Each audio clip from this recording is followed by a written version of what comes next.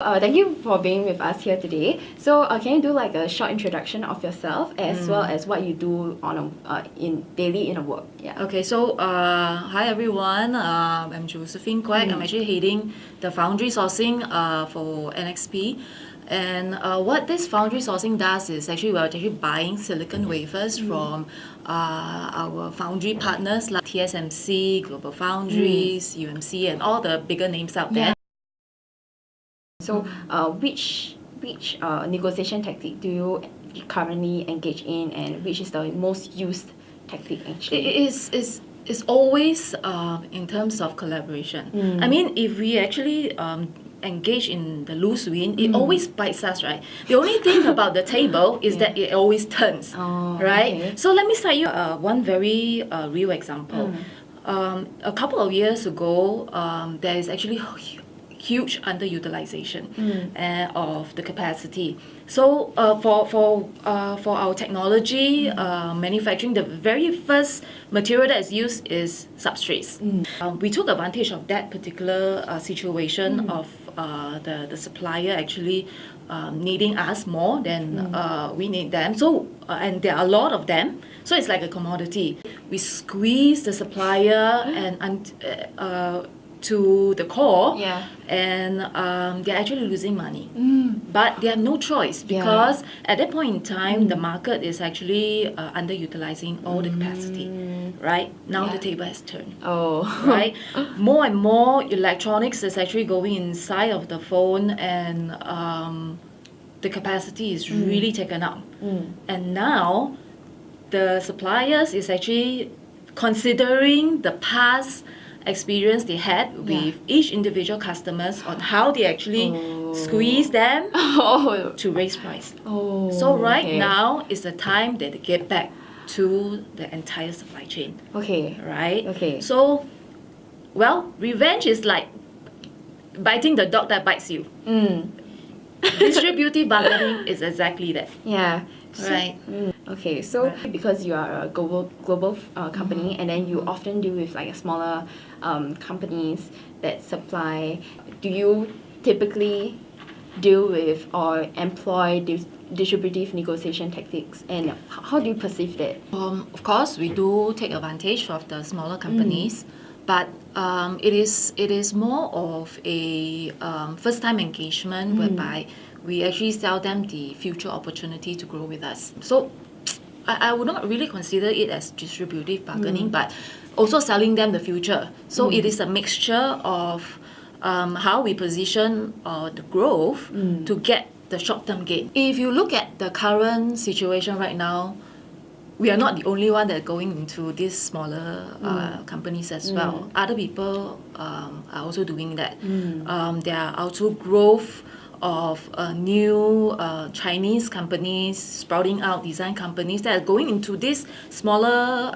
suppliers to seek help, right? So all these smaller suppliers, in short, are no lack of customers. So it all depends on how we need to position. In general, I do think that a collaborative or a more integrative kind of a bargaining will yield better. Okay. Moving back to the first step of distributive like negotiation or any negotiation, in fact, can you run us through like the process of how you prepare for a negotiation? So we have set up a new team that actually does cost modeling. So what happens is that we'll get data from the market conditions and also building up cost, because we have expertise internally to see how our foundries will build out their cost structure. So from the market point of view and from the cost itself, then we can work out what is the band of a negotiating price to start off with. Of course, we'll start off with the lowest, and then the upper tier would be the walkaway. Now, the next step of the negotiation is not to determine which negotiation technique to employ, but to really go in depth of how to prepare for this whole negotiation. So the technique that me and my team actually use is actually called the Johari window. It's about identifying what we know, what they know, and what are we blind about, and what the other suppliers or the other partners do not know that we can take advantage of. Okay. So the area that we are blind of, we need to go about finding information to make the blind spot known, and how to take advantage of what others don't know and position it in the right way. So it is all about information.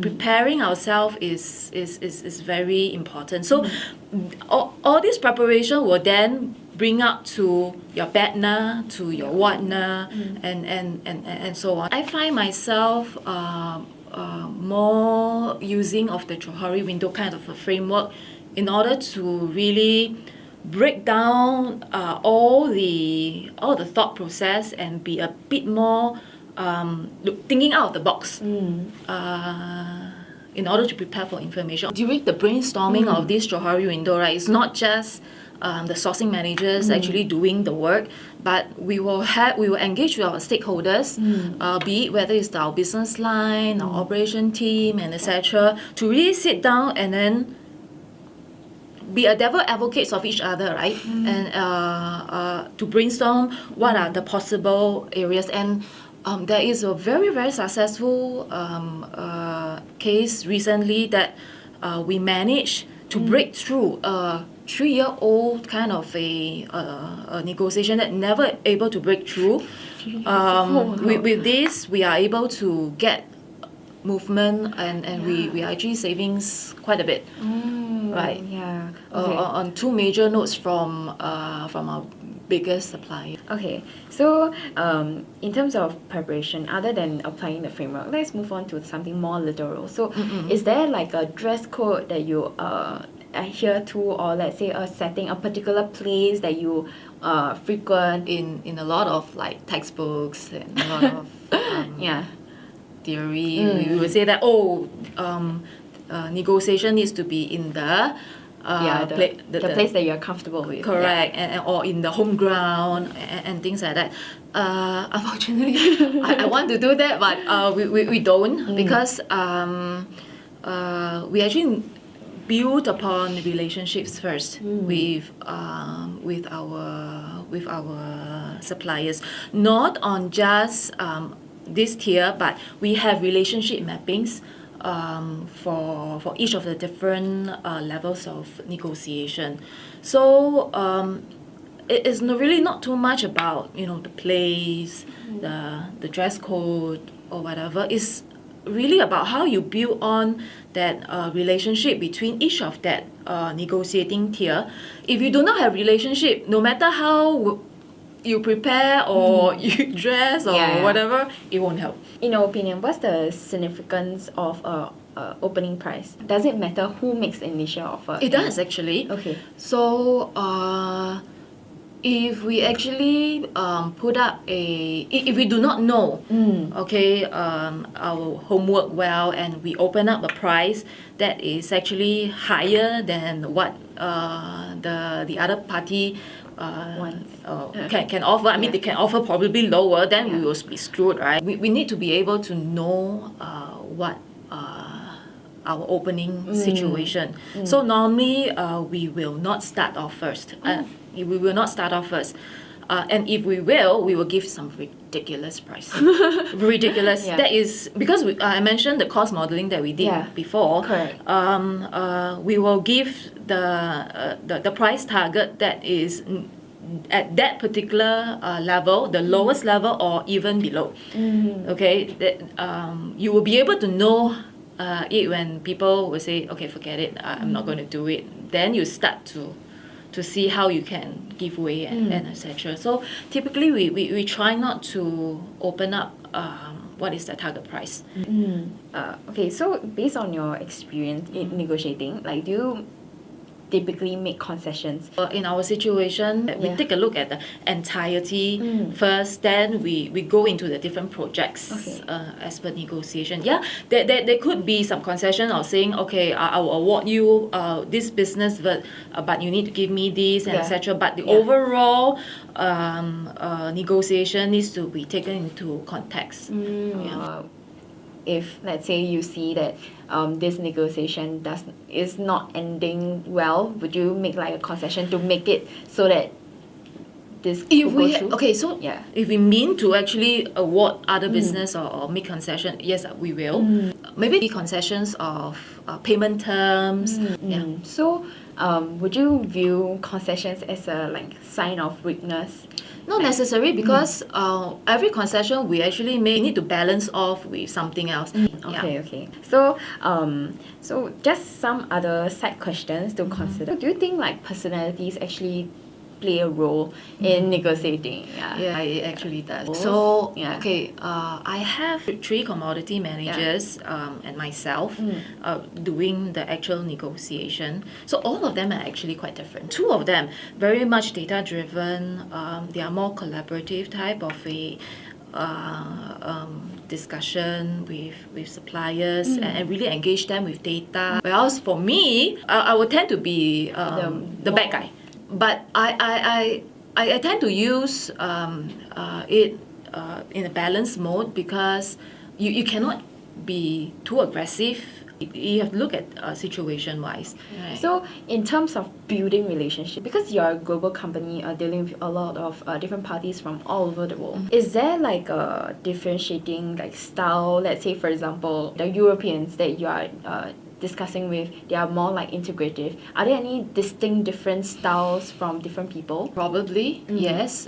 You definitely cannot use distributive bargaining on Europeans because they will walk out of the door. I just remember one experience that I had before. This is a very tricky situation whereby that supplier is also our customer and it is totally sole source with them. There was once that distributive bargaining was actually employed and the supplier or customer they basically throw the towel in. Yeah. So it might not work for situation like this. And typically also for Europeans, they don't really like such things. They are more looking for partnership. So culture discussion. and actually nationality play a huge role A in huge deciding role, a huge like role. how you approach the situation. And for Asians, we are more of a relationship kind of thing. It doesn't really help by saying a win-lose kind of a situation. Okay, so do you think like a good bargaining or negotiation skills is something that everyone can achieve or learn and master over the years? Or is it like a predisposition that you are good at negotiating? You see, it would be very weird to have introvert person trying to act extrovert and extrovert person trying to act introvert. Yeah. So it all goes down to information, how you prepare for the negotiation. And my advice is negotiate, be yourself. Because you need to be comfortable with yourself, then you can bring up a more convincing story. Yeah. Or else it will be weird, right? Yeah. Any situations whereby you choose to go into like a one-to-one negotiation versus a group-to-group, and what are the factors that affect how you choose? It always started off with a one-to-one first because we need to tier discussion. Of course, if a negotiation actually can close within one level or my level, it's great. But if not, then we have to tier up to maybe executive meetings and all. That's where the group to group or bringing stakeholders together will come in. So taking group to group into discussion now, how do different personalities actually play a role? Like for example, if there will be an executive who is fronting the negotiation and then like different people, and then how do they come out during like the negotiation discussion? So before such a meetings actually happen, there's always a cheat sheet that we actually prep our executive, what the supplier will position, how we should counter for every points, right? So we will prep also scenarios of where this actually might go and what could be the answer. So the executive will be prepped. Also back to my previous comment, information is key and preparation is also key. That's why this cheat sheet is for. As for the personality wise, of course we understand our executives, they are more of a visionary kind of people. They will tend to talk more about future and be a little bit more collaborative. So the bad cop, we tend to be me. And if there are little details that the exec actually needs, then I would come in to manage this. It's not really a good cop, bad cop thing, but is how to keep our boss honest, that's all. So it boils down to the Johari window that I actually brought it up.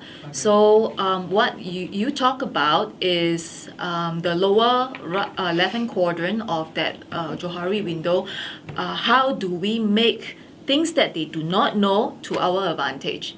Right? It's not really about lying. It's about how to make use of the things that do not know to our advantage. Absolutely. That's why I find that the Johari window framework is very, very helpful, because in the situation that you actually brought up, right? It actually, if we prepare properly, we will know what we are blind towards, or how they will actually make use of those information in negotiation. Right?